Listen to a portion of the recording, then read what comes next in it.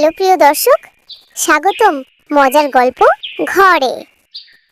একটা ছোট্ট অনুরোধ, আমাদের এই মজার গল্প ঘর পেজটাকে ফলো করে রাখুন আর ইউটিউবে সাবস্ক্রাইব করে দিন। বেল সাবস্ক্রাইব করলে নতুন কার্টুন গল্পের ভিডিও আপনার কাছে সবার আগে পৌঁছে যাবে। চলুন আজকের সুন্দর গল্পটা শুরু।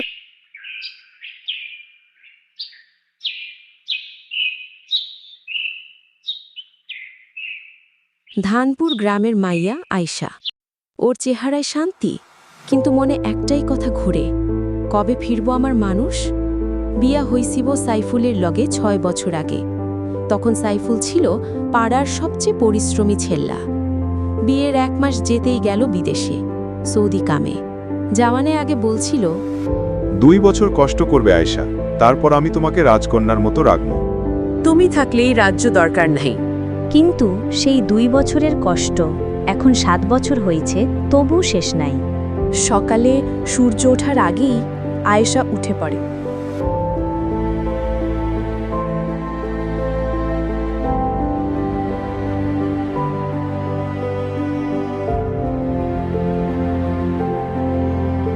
গরুতে খড় দেয়, কল থেকে পানি আনে, হাঁড়ি ধোয়ায়।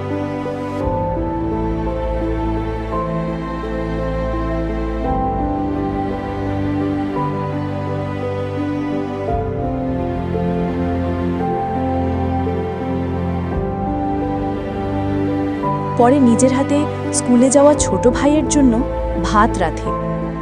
সবকিছু একাই করে, কারণ ওর মা বাপ নাই, শুধু ছোট ভাই। আয়েশার হাতে টান।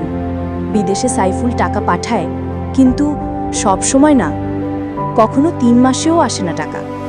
তবুও ও বলে, কিন্তু সেই 2 বছরের কষ্ট এখন 7 বছর হয়েছে, তবু শেষ নাই।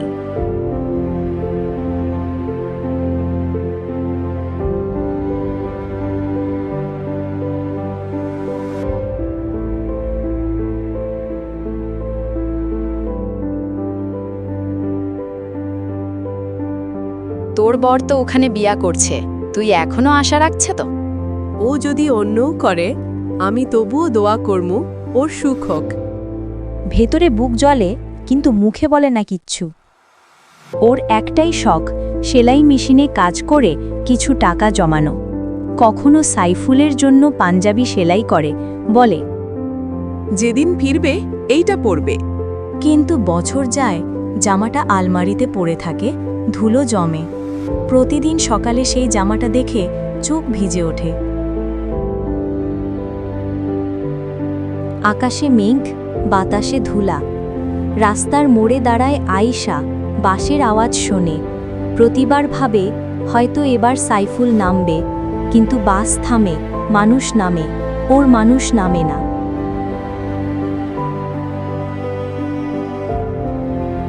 আমি যদি জানতাম অপেক্ষা এত কষ্টের, তাও করতাম, কারণ এই অপেক্ষায় তো ভালোবাসা আছে।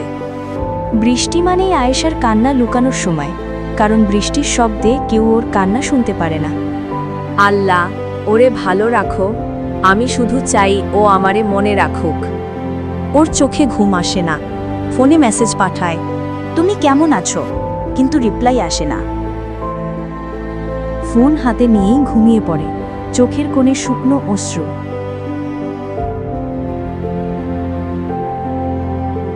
আয়েশার মন তখন যেন উড়তেছে। ওর চোখে একটাই আলো, আজ আমার মানুষ আসবে। বাইরে গাড়ির আওয়াজ শুনে দৌড় দেয় দরজার দিকে।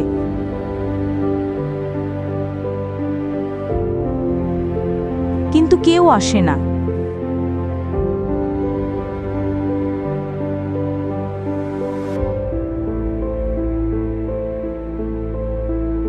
কিছুক্ষণ পর খবর আসে, ফ্লাইট ক্যান্সেল হয়েছে, সাইফুল পরের সপ্তাহে আসবে।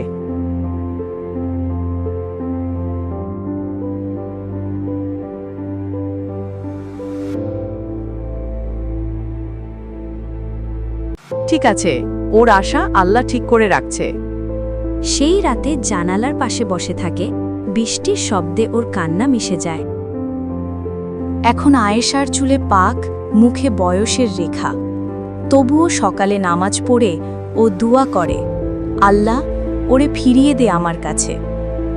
লোকজন ভাবে এ মাইয়া পাগল, কিন্তু ওর বিশ্বাস নড়ে না।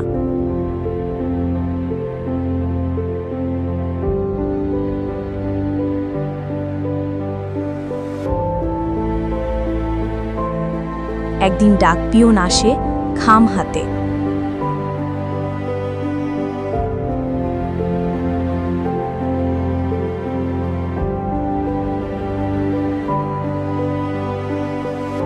খাম খুলে পড়ে, আমার আয়েশা, আমি ফিরতেছি। এ জীবন তোর ছাড়া কিছু না। তুই যত কষ্ট সহ্য করছস, আল্লাহ দেখছে। চিঠিটা বুকের কাছে চেপে ধরে কাঁদে আয়েশা, কিন্তু সেই কান্নায় এখন শান্তি।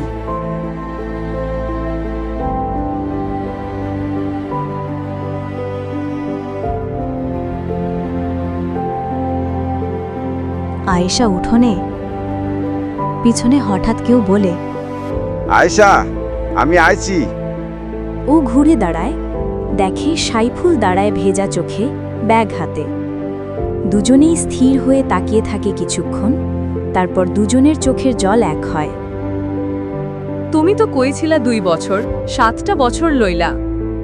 আমারও কষ্ট ছিল রে আয়েশা, কিন্তু তুই যেভাবে দোয়া রাখছস তাই তো বাঁচছি।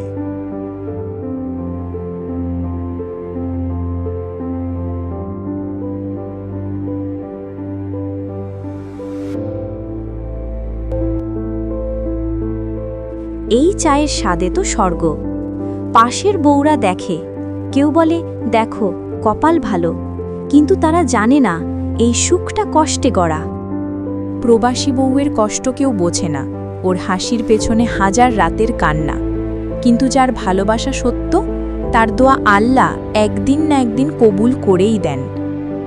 আমার কষ্টই তো এখন সুখ, কারণ তুমি ফিরছো। ভালোবাসা মানে শুধু পাশে থাকা না, ভালোবাসা মানে অপেক্ষা, ধৈর্য আর একে অপরের জন্য দোয়া। চাঁদ, হৃদয়।